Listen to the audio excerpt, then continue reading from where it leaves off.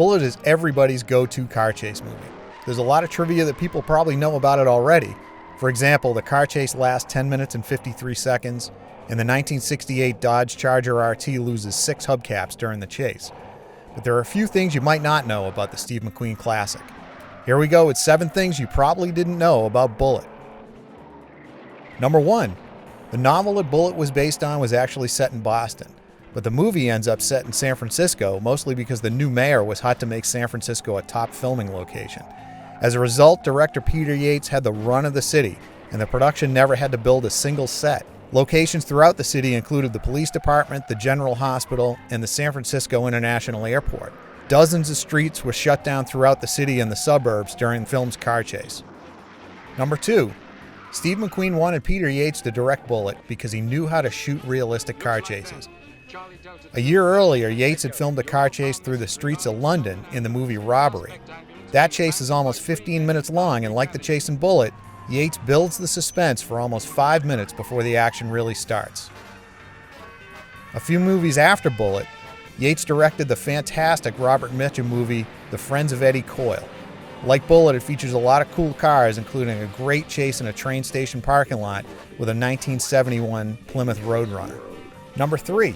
Steve McQueen based his character on the real-life San Francisco homicide detective Dave Toschi. Toschi had become famous for his work on the Zodiac killings, which are happening right at the time that Bullitt was being filmed. The upside-down shoulder holster that McQueen wears in the movie is a copy of Toschi's Safariland Clip-Springer shoulder holster.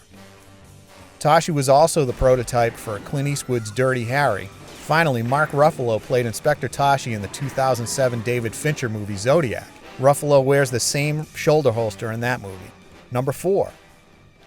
In the very cool opening sequence, just as the credits are still rolling, we're in an underground parking garage. For a brief second, there's a car in the shadows, and that car is the Green Rat, Steve McQueen's 1957 Jaguar XKSS. McQueen sold the Jaguar in 1969, but he bought it back in 1977 and kept it until he died in 1980. In 1984, the XKSS was sold at auction for $148,000. The Green Rat was just featured at a Jaguar exhibit at the Peterson Museum earlier this year. Number 5. Steve McQueen drove a lot during the car chase, but the faster, more dangerous stunts went to Bud Ekins, one of Hollywood's best stunt drivers. Ekins also performed the motorcycle jump in The Great Escape, and he rode D-Day's motorcycle up the stairs in Animal House. Ekins ran a motorcycle shop in California where he employed Kenny Howard, also known as the legendary pinstriper and customizer Von Dutch. Von Dutch built the glove box door in that XKSS for keeping Steve McQueen's smokes and Persol sunglasses safe. You can see that up close in Jay Leno's garage. Number 6. McQueen definitely did his share of driving in the action scenes, and it's easy to tell the scenes that he drove in. In all of the interior shots where the vantage point looks through the windshield, check that rearview mirror. When McQueen's driving, the rearview mirror reflects his face, and when Ekins is driving it, the mirror is a little bit higher so that his face is hidden. Number 7.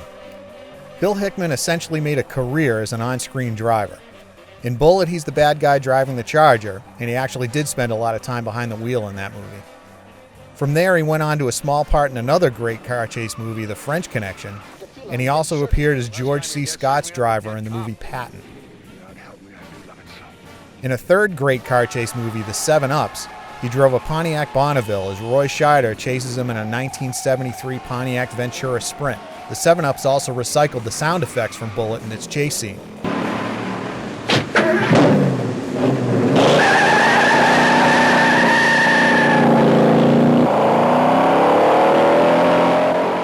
A Ventura never sounded like that in real life. Well, that's it for 7 things you probably didn't know about Bullitt.